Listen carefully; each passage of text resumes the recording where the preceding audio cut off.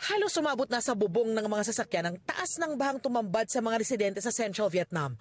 Ayon sa mga eksperto sa Vietnam, ang pagbaha ay dulot ng walang patid na pag-ulan bunsod ng northeasterly at easterly winds. Pinalala pa ang mga ulan ng hangin mula sa dagat at ng high atmospheric pressure sa Pacific Ocean.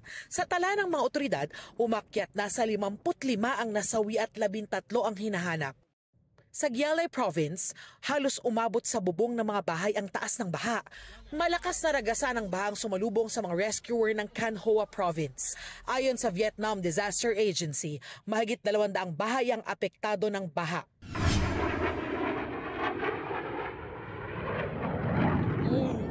Nabalot ng makapal na usok at apoy ang bahagi ng runway sa huling araw ng Dubai Air Show dahil sa pagbagsak ng isang fighter jet ng India.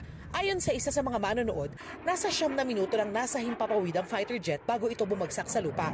Kinumpirma ng Indian Air Force na nasawi ang piloto nito. Iniimbestigahan na ang sanhi ng disgrasya. Sumiklab ang sunog sa venue ng COP30 o 30th United Nations Conference of Parties sa Brazil. Sa kuha ng CCTV, kita ang mabilis na pagkalat ng apoy sa isa sa mga pavilion. Agad na pinalikas ang libo-libong delegado sa venue. Wala namang naitalang nasugatan sa insidente. Ang COP30 ang pinakamalaking pagtitipon para talakayin ang epekto ng climate change.